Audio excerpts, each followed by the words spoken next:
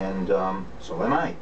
And we kind of clicked. Last week I came up here, we talked for a bit, and I said, geez, how would it be if I came on? I thought I was actually coming on your show, but I'm not coming on your show. This is no man's land right now. This is no man's no man's land. This is just you and I. What do we normally have at this time of the night here at Iwari? They just have the music, right? Yeah. We go to 24 hours, they just have music after you. You're off at midnight. I thought you were on till like 3 or 4 in the morning or something. I didn't No. We're 9 p.m. Central till midnight, as most of the Metal Vaulters know.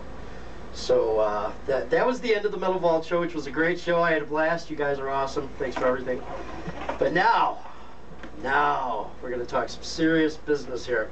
And I see you're holding a spirit board or talking board. Yeah, but I'm not holding it for long. I don't like these things.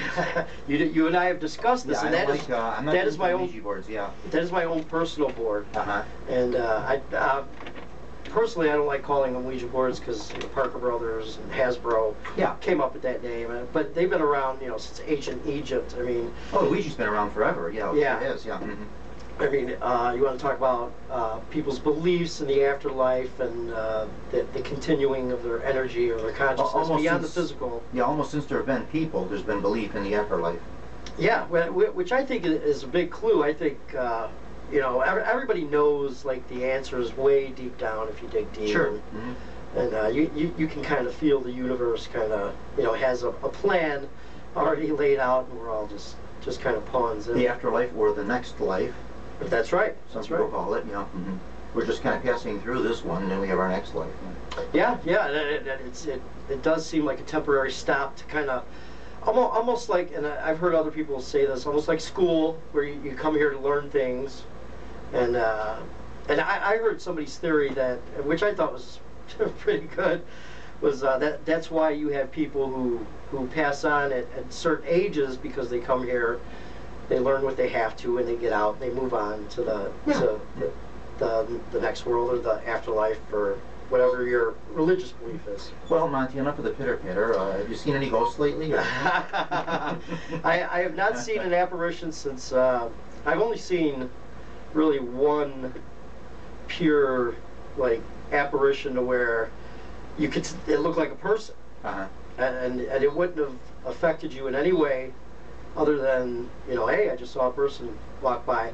It was in a house where I was asked to come in and kind of do a little cleansing, which I do occasionally, not often. You and I have talked about this. I don't like spirits in houses. I don't know. It just makes me uncomfortable, and I feel trapped in there. But occasionally, if I'm referred, I'll go ahead and do that. And so people will actually call you and they'll say, "Can you come in and help us out here? We need to get rid of somebody here. It doesn't. We want a spirit to leave. We want it out of here," and you'll actually go and do that. Or out of fear. Very rarely will I do that though.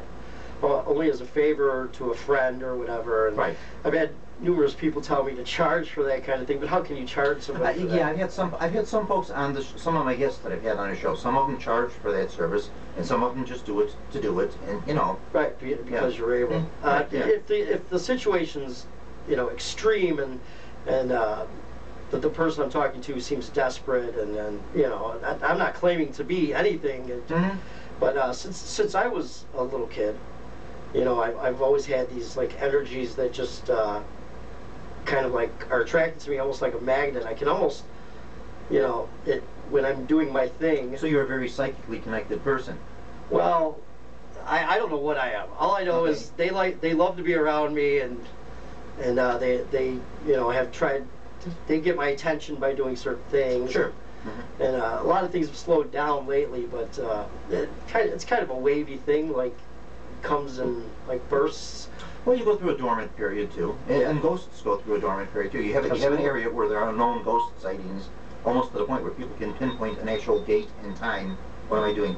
Too close or too far? Too far. Too far away from the mic. I got to get right up on that mic. I got to get right in the mic. There you go. I know how to do this. Right there I am. Am I better now? Yeah, much better. It was too echoey. Yeah, it was echoing feedback. Anyway, like I was saying, though, you come to a point where a ghost will actually go dormant.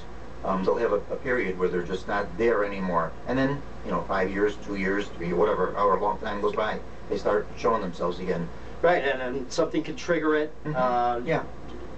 You wouldn't even know what it was. Then it would trigger a response, and that kind of thing. But I mean, the stories I have are, you know, would almost be unbelievable, except there was always somebody there. I mean, there's always like witnesses when things like this happen, and they kind of look at me. And one story was I had moved into an apartment, and it was like a 3-flat, and it was one family that had lived there for 25 years, and their grandparents had passed away in that apartment and things like that. So I moved in. It was in Cicero, Illinois. And, you're not the first person I've talked from Cicero that's had a haunted house in Cicero. So. Oh, but you know, yeah. Cicero, you know, has such a history. Oh, it sure does. And that's what it all is. It's really just, you know, history. And you must listen to the show. How many times do I talk about? I always say history and paranormal go hand in hand. yes, they do. And now I'm adding heavy metal to there, so that the three go together very well. But one story where I had a few friends and family members there. You know, the apartment had kind of a weird energy. I didn't pay much attention to it, just went about my business. And I had relatives visiting over, my aunt, and then I had a few friends by, and we were going to have dinner and, you know, all hang out, that kind of thing. So my friends were gathered in one room, and I was feeling a little sleepy, so I decided to go into the front room. And I'm kind of like laying on the couch, dazing off after a good meal. And all of a sudden, I'm in the dream state, and I see green smoke coming from a picture on my wall. And you know, you're in between dreams or whatever, and you're just thinking to yourself, I see it, but you know, I must be in a dream. So it just started to get heavier and heavier, and it was rising to the ceiling and kind of like crawling along the ceiling. It was really very bizarre. So now this is a green smoke. A green smoke. Mm-hmm. So. And not like your regular like fire smoke. I mean, this thing had like substance to it, and it looked like it was moving with direction and intent. So it was more of an apparition than just a smoke. Yeah. Yeah.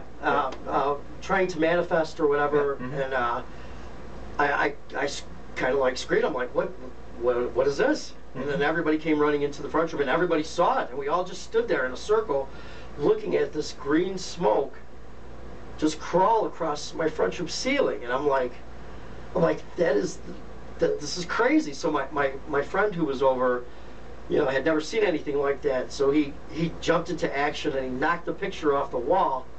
And we all looked at the back of the picture because we expected a fire, you know, like some kind of, there's nothing. Just a little singe on the back of the picture, and all this smoke. And then the smoke just kind of dissipated immediately. So we called the fire department. They responded quickly, and they came over, and we told them what happened. They looked at us like we were insane, and then proceeded to put a hole in my wall where the smoke was coming from, to check for, you know, bad wiring and, you know, sure, do what they do. And I knew it was a problem when they looked at each other like very strangely, like there's nothing here, there's no wires, there's just nothing behind this wall. So I looked at them and I asked them, well, what was that?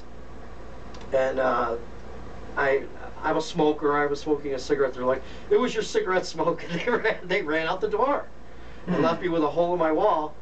And about an hour later, we're all sitting in the front room, and a picture